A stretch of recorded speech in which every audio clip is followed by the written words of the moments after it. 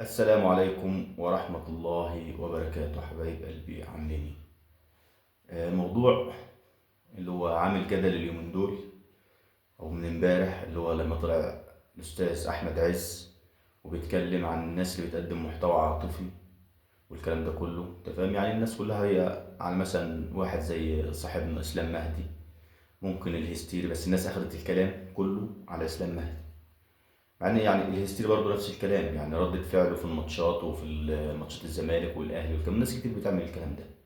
فالمحتوى العاطفي ده بيبقى رد فعل طبيعي لمشجعين الكورة. يعني انا راجل بشجع فرقتي من ساعة ما طلعت، وبشجع مثلا النادي الاهلي وبغير على النادي الاهلي وما بحبش النادي الاهلي يخسر، وبحب انه يكسب ويكون عامل مستوى كويس واداء حلو. فده رد فعل طبيعي ليا لما فرقتي تخسر او تكسب، سواء ببقى حزين وزعلان وغضبان ومتضايق، او اني اكون مبسوط ماشي وان فرقتي كسبت، وممكن متحفل على اصحاب الزملكاويه وكده في حدود الادب والاحترام، مفيش مشكله. لكن انت راجل مثلا، راجل على قد حاله او شاب لسه يعني ملوش في التكتيك والخطط والكلام ده كله، مع انها مهمه يعني بتتكلم فيها بادب بصراحه، يعني احمد عز وتامر بدوي والناس دي كلها بسم الله ما شاء الله عليه. بس انا راجل ما يهمنيش، انا زعلان فريق كسب، مش خسر او كسب يعني، فمش هروح اقول له لا اصل الاهلي راح مش عارف بكام فرصه، لا فريقك احسن. انا اللي اعرفه ان فريقي احسن انه يكسب. اه في بعض عدم توفيق والحظ بيبقى عامل مستوى ممتاز خرافي واخسر عادي طبيعي، بس ده مش على طول او مش دايما، بتتكرر ممكن في ماتش كل كام موسم، مش عارف ايه الكلام ده كله. لكن المحتوى العاطفي ده حاجة أساسية، وحاجة بتعبر عننا احنا كمشجعين، وحاجات بتتقال وقت المباراة بعد المباراة مباشرة. تمام؟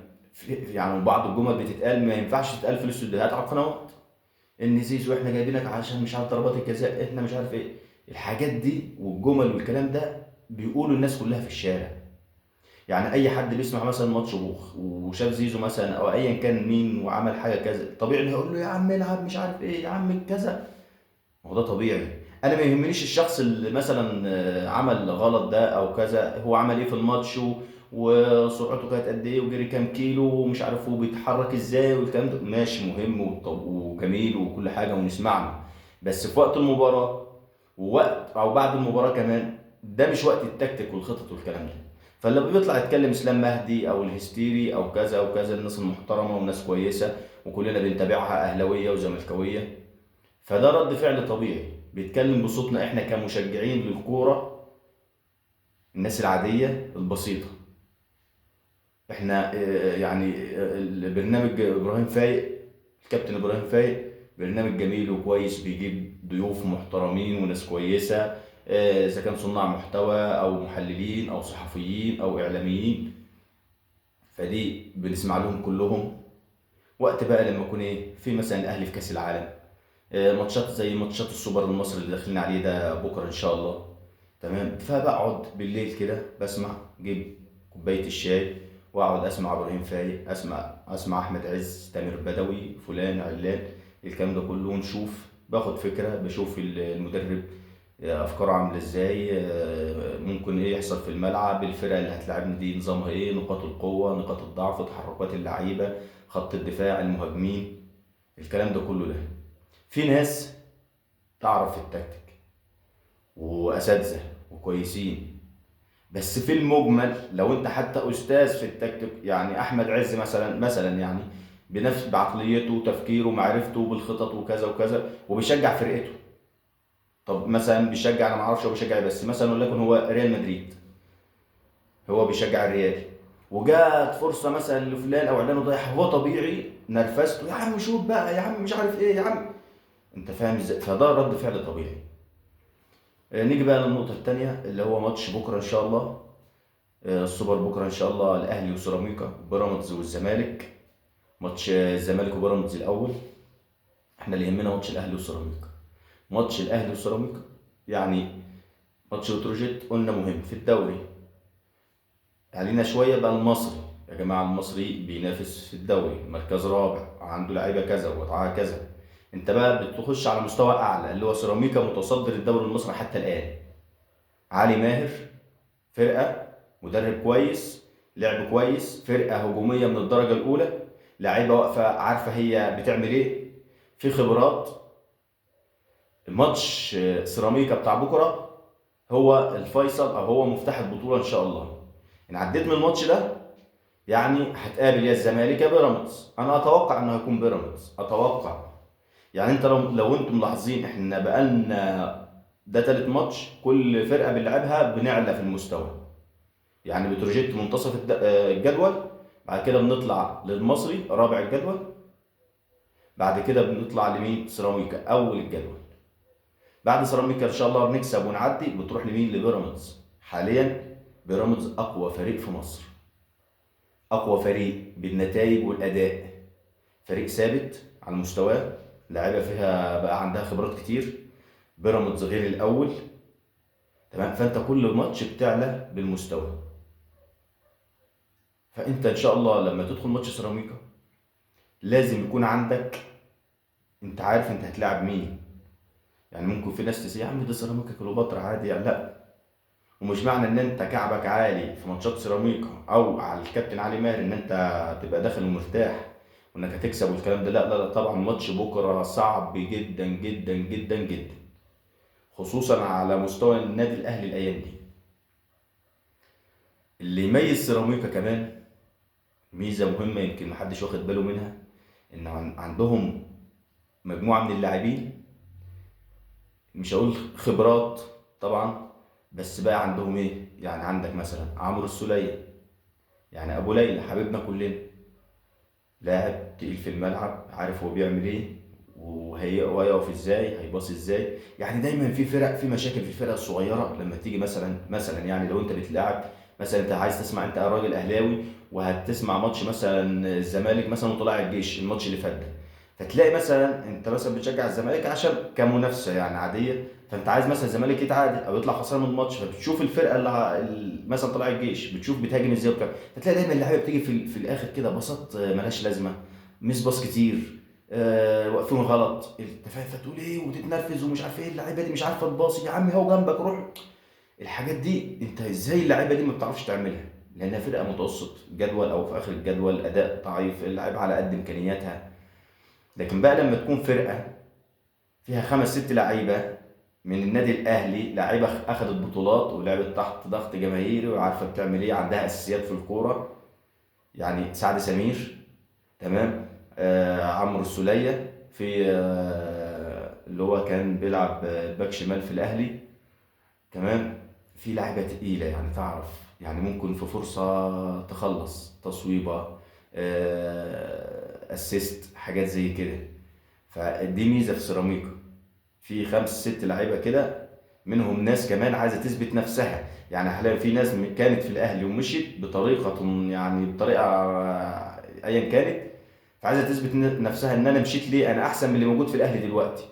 يعني احنا بنلعب دلوقتي انا احسن من مثلا يعني من مروان عطيه، انا احسن مش عارف مين اللي بيلعب في الباك الشمال، انا بحسن. فاللاعيبه عايزه تثبت نفسها، وطبيعي ان انت بتلعب قدام فرقتك القديمه، فطبيعي ان هيكون عندك حماس وقوه وروح، انت فاهم. فدي نقطه مهمه جدا جدا جدا. واخشى ان السوليه ما يقصوش علينا بكره او اي حد تاني كان تبعنا يعني. الاهلي بقى يا ريت، يعني انا عايز خطه في الاهلي او التشكيل يكون تشكيل طبيعي، اللي يا عم انت حط كل واحد في مكانه. في مثلا في حراس المرمى الشناوي ماشي، واحنا قلنا الشناوي المفروض انه يريح، بس هو كده كده خلاص الشناوي اساسي. باك اليمين محمد هاني، خط الدفاع معروف ياسين مرعي وياسر ابراهيم، ماشي. احنا بقى عايزين يا ريت مثلا، يا ريت يعني بعد اذن حضرة المدرب عايزين نبدا بمحمد شكري في ناحيه الشمال، احنا مش عايزين كوكا، ماشي هو على قده وامكانيات بس هو باك شمال، فاحنا نحطه في مكانه. يعني مهما يكون مستواه مش هيبقى اقل من كوكا في ناحيه الشمال، فيا ريت نبدا بمحمد شكري.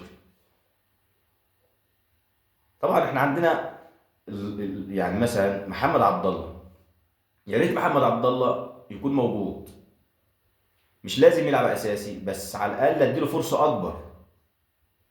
يعني يا ريت مثلا ما نشوفش طاهر، خلي طاهر اركنه دلوقتي على جنب، ماشي، ابدا بزيزو ناحيه اليمين، وابدا بن شرقي. يعني انا يا ريت تريزيجيه ما يبداش الماتش، يا ريت، يعني انا بتمنى كده يعني، بس ده اكيد مش هيحصل، واكيد هيبدا المباراه. بس عايزين مثلا مروان عطيه وديانج، وقدامهم بن رمضان، الثلاثه دول. ديانج الماتش اللي فات شفناه بيزيد في الخط الهجومي وبيلعب. هو ديانج عنده في حته كويسه، ان الكره وهي في رجله انت بتبقى مطمن انها ايه، انها مش هتتقطع وتروح عليك بهجمه مثلا، مش بتبقى فيه شويه اطمئنان. بس هو عنده الفينش الاخير، يعني الباصات الحاجات الاخرانيه دي عايزه تتظبط شويه. شفناه الماتش اللي فات كان عاملها كويس وبيطلع، وبعدين في حته كمان انه بيعرف يرقص ويعدي. يعني ديانج بيعرف يرقص وبياخد يعمل زي ما بيقولوا دريبلينج بالكوره من نص الملعب، ويعدي واحد واثنين ويوصل لخط ال 18. انت فاهم؟ فيا ريت عادي خلي مع ديانج وبين رمضان يزيدوا شويه، مروان عطيه ده ثابت خليه في خط النص ما تطلعوش. فاتمنى مثلا محمد عبد الله، عندك احمد عبد القادر. احمد عبد القادر كويس. يعني انا بتمنى حاجتين في الماتش، اني ما اشوفش طاهر ولا كوكا، الاثنين دول ما يبداوش ولا ينهوا، ويفضلوا خليهم بره. عندنا زيزو، وبعدين احمد عبد القادر لما يلعب يا ريت يلعب ناحيه الشمال في منطقته ومكانه، مش ناحيه اليمين. انت لما تيجي تنزل، لو هتغير هتعمل تغيير او تطلع مثلا زيزو او تطلع الوينج اليمين، يا ريت تنزل محمد عبد الله، ما تنزلش احمد عبد القادر وتوديه ناحيه اليمين، ده مش مكانه. يعني مكانه ناحيه الشمال، مكان بن شرقي او تريزيجيه. فيا ريت نركز بكره ان شاء الله، ماتش مهم جدا جدا جدا جدا، وهيحدد حاجات كتير، وهيفرق معانا كتير. لو البطوله دي كانت من نصيبنا هتلاقي النفسيه بقت كويسه، الاداء في الدوري، انت عندك دوري. فيا ريت كابتن اللي مطمنا شويه ان كابتن سيد عبد الحفيظ راح مع البعثه وبقى موجود هناك، دي حاجه كويسه وتطمن. كابتن سيد عبد الحفيظ عنده الكلام اللي بيقوله، بيحفز بيه اللعيبه وبيعرف يتعامل معاهم ازاي وفي المواقف دي ازاي، فدي حاجه مطمنه. عندنا حاجات كويسه طبعا. احنا في خط الهجوم مش عارفين يعني جراديشار او شريف، احنا هنشوف. هو اي نعم مش فارقه كتير، تمام، بس احنا اللي يهمنا في الماتش كمشجعين كوره بقى الاداء. انا عايز روح، عايز روح في الملعب. انا عارف ان انت في المكان ده او امكانياتك على قدك، بس يا اخي خلي عندك روح شويه، خلي عندك حماس، عوض قله امكانياتك بحماسك الشديد. ان انت داخل البطوله، انت لو داخل البطوله انت في حته، انت داخل البطوله الاربع فرق اللي مشاركين في البطوله، تمام، الثلاثه منهم كسبوا ماتشاتهم في الدوري. يعني الزمالك وبيراميدز وسيراميكا رايحين بمعنويات عاليه، يعني يعتبر الفريق الوحيد اللي رايح من مستوى مش كويس ومتعادل وكذا وكذا هو الاهلي. سيراميكا كان مغلوب الدقيقه 92 1-0 من بتروجيت، قلب الطاوله وقلب الدنيا كلها وكسب 2-1. عنده لعيبه مهاريه ملهاش حل بصراحه. تمام. بيراميدز نفس الكلام، بيقدم مستوى كويس، مستوى ثابت، بقى في نوع من انواع الخبرات. اه خبرات بقى، ياخدوا بطولات وبقى خلاص. خد بالك بيراميدز الايام دول والايام الجايه الماتشات كلها بيبقى هنقول تحت ضغط، بس مش ضغط جماهيري، ضغط بينهم هم، ان هم فعلا خلاص بقى فرقه ما ينفعش خلاص بقى يرجع للمستوى القديم، اللي هو ممكن اخسر ماتش اتنين يروح مني الدوري، تروح مني البطوله. بقى عندهم خبرات وعندهم الضغط على نفسهم والاداره والناس اللي موجوده، ان هم خلاص مطلوب مننا ان احنا نكسب. احنا بقينا فريق كبير وبننافس وبناخد بطولات محليه وقاريه. الفريق الوحيد اللي ما عندوش ضغط نهائي هو سيراميكا، وده تخاف منه، انه ما عندوش اي ضغط لا جماهيري، ولا انه مطالب ببطوله او مطالب بالفوز. وخصوصا لما يكونش عليك ضغط وفي نفس الوقت عندك اللعيبه والامكانيات ان انت تعمل ماتش كويس، والمدرب اللي يخليك تعمل ماتش كويس. اكتر فريق عليه ضغط هو الاهلي، ضغط من كل الاتجاهات، الاداره، اللعيبه، المدرب، الجماهير. لازم اكسب البطوله، لازم اثبت نفسي، انا اقوى فريق، انا اقوى سكواد، انت فاهم، انا دافع فلوس وملايين عشان كذا، لازم اثبت. الزمالك حتى لو ملعبش وكذا عنده مبرراته، تغيير مدرب، مفيش فلوس، مشاكل، قواضي، ايقاف قيد، حاجات زي كده، لعيبه مش بتاخد مستحقاتها، عنده مبرراته. يعني انا اعتقد ان الاهلي بعد كده بيراميدز من ناحيه الضغط والمطلوب منه في البطولة، بعد كده الزمالك، واخر حاجة سيراميكا. فانت تحرص من سيراميكا وربنا يستر. وبكره ان شاء الله نشوف. اتوقع باذن الله ان الاهلي يكسب، يعني ممكن 2-1، 3-2. يعني على الاكيد ان شاء الله، الاكيد كله باذن الله ان في اهداف هتدخل في الاهلي، بس يا رب تكون الاهداف اللي احنا بنسجلها اكتر من الاهداف اللي دخلت فيه عشان نقدر نفوز. والسلام عليكم.